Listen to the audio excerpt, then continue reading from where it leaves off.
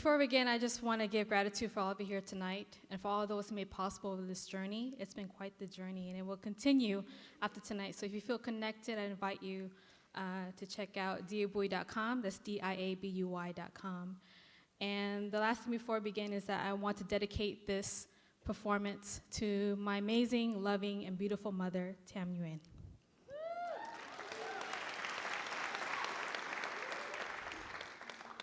On my 26th birthday, one of which I share with my father, my family decides to have a family dinner at Chili's.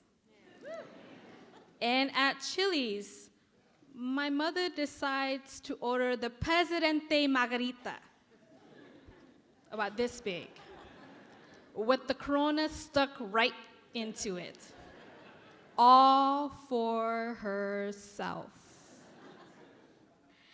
And she, of course, ends up getting what you would call turned up from the Presidente Margarita to celebrate our birthdays. As we end the evening and make our way home, I try to run off, and she still wants to celebrate my birthday. And I couldn't get away quick enough, so I ended up having to give in, and we ended up having drinks together at home. I was gripping on to my little beer, as my mother had, of course, a Corona with a lime in it. Awkwardly enough, and just a note, avoid at all costs drinking with your parents. As we were sitting across from one another, my mother begins to celebrate my birthday. Clink, happy birthday. She takes a sip. And then she begins to tell the story of when I was born. To celebrate my birthday, of course.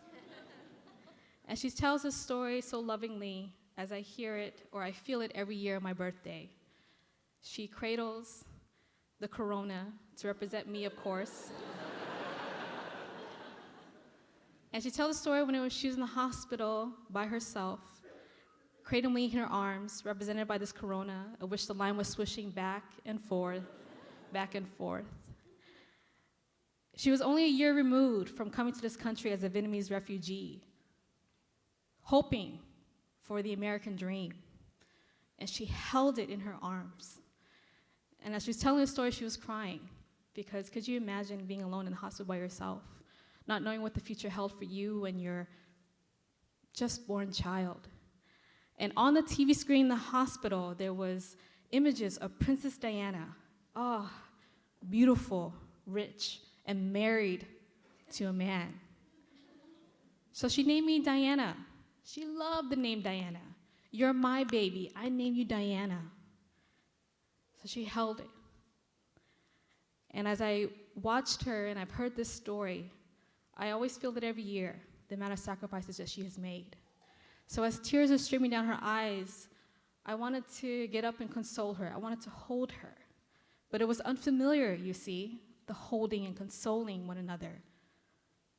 And so as I was working my way up to get over to hug her or something, and the tears streaming down her face, and she's wiping away her tears, it looks like she's gonna say something even more. Maybe there's some new revelation that I haven't heard before. Maybe there's some new detail that she's gonna uncover. So I sit on the edge of my seat and I wait. And then she says, "You hate the men, huh?" Wait, what? She said it again. "You hate the men, huh? You like the women. Mom knows you like the women."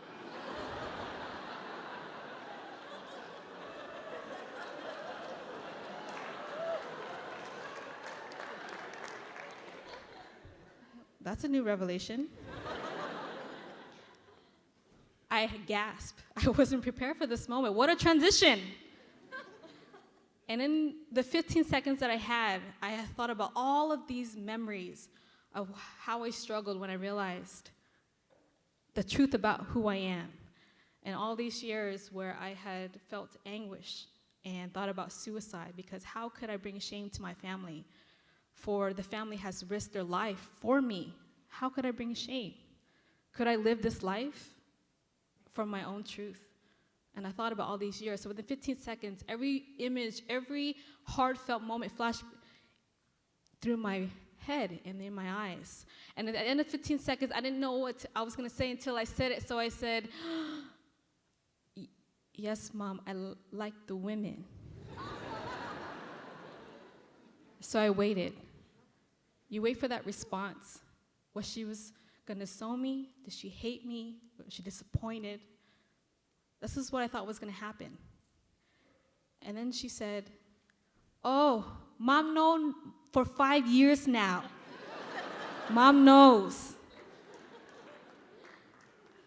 I thought about, how does she know? You know the thing that you do where you don't think your mother knows everything, and it turns out, actually, as you get older, they know everything. I thought about it. I tried to hide. I limited my trips to Home Depot. I didn't wear button-ups. I didn't bring anybody home to meet her. I did everything I could, but she knew. So I waited for her. I thought, here it comes, the thing that I've been dreading the most. And then she floored me.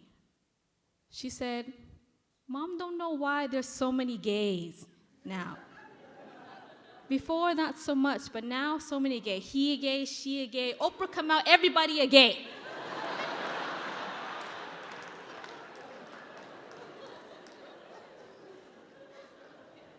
So I took this moment to share. I said, well, maybe there's always been gay people and lesbians and transgender and gender nonconforming people. It's just that over time, people have risked their lives to be bold and be brave, to be open about who they are, because there's no way else to be but who we are. And it created all this space for people to share when they felt ready to share. So now all of a sudden, it seems like there's so many gays. And so I thought maybe this is a moment for me to share more about the queer, trans, gender nonconforming, LGBTQ community. Maybe I can give pieces of information. You know, maybe this is a moment for me to transcend, build that bridge with my mother. And then she floored me again. She said, oh, Mom knows about the gays.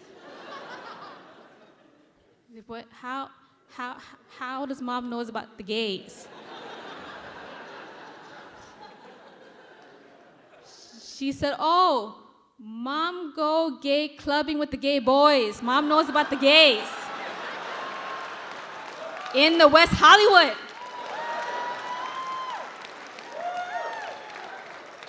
Mom knows about the gays.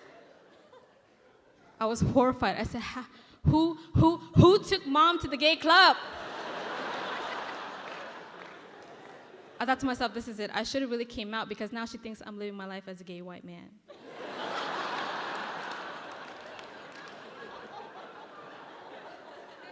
I had to think about this.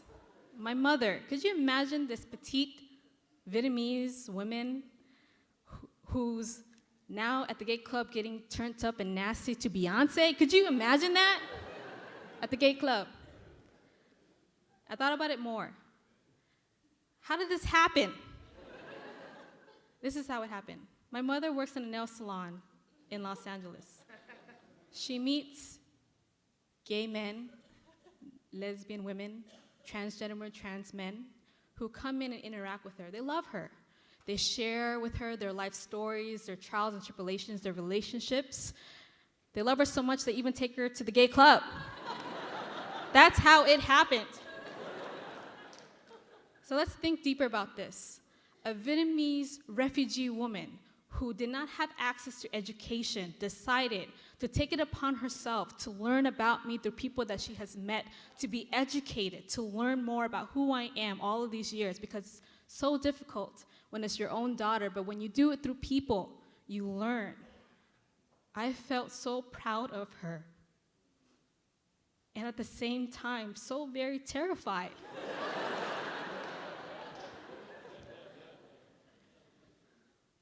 I had these conflicting feelings, you know. There was no coming out book for this moment. This is what happens when your mom drinks Corona and then asks if you hate the manna. There was no coming out book to prepare me for this moment. Believe me, I will write this book when your mom asks if you hate the manna.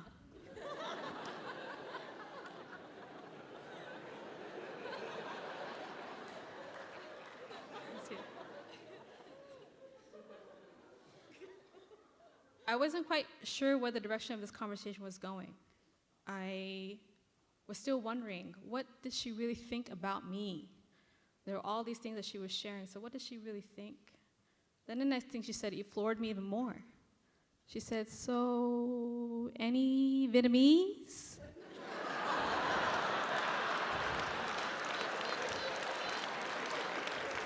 Because if I'm gonna be a gay, there better be some Vietnamese.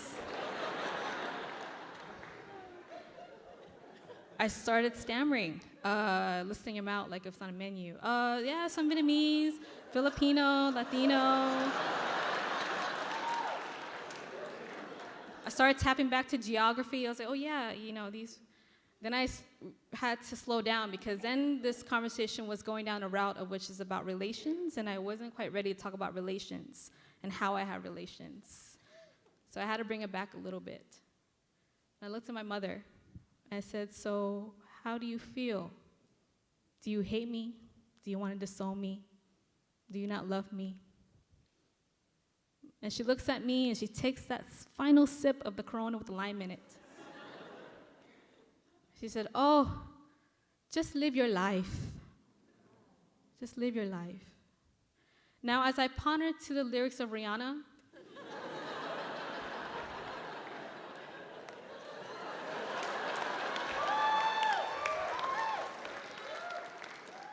I said, so what does she really mean by that, live your life? Because she didn't answer the question. And I know you must be wondering, well, what's happened since that night? Well, it was awkward the morning after, as most morning afters are.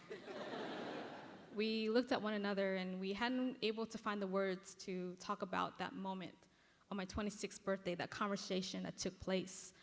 And, you know, it's been 7 years since. It had been quite the process. 7 years of not being able to talk about it. 7 years I've had to think about what live your life meant. And live your life has meant that it's so difficult and terrifying to be mother of a queer daughter.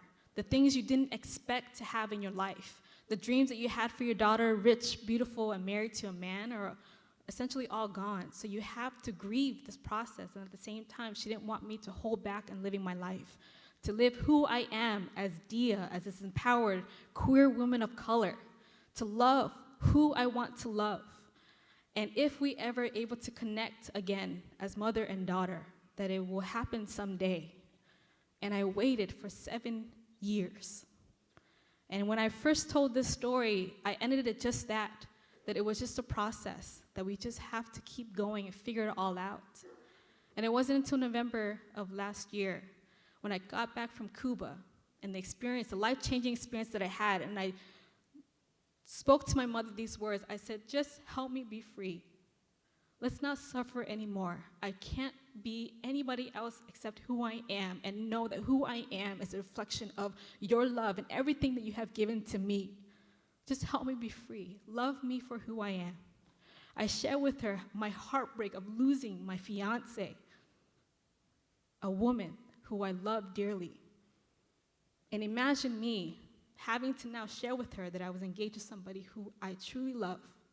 And in that moment, my mother gave me the most compassionate love of any mother who can give. And she said, can I call her?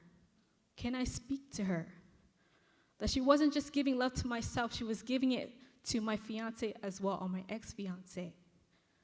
What level of compassion in the 7 years since that she has given to me. The miracles that come when you least expect it. And I'm so proud and honored to share with you tonight that all the way from Los Angeles, California, my mother flew here to be here tonight.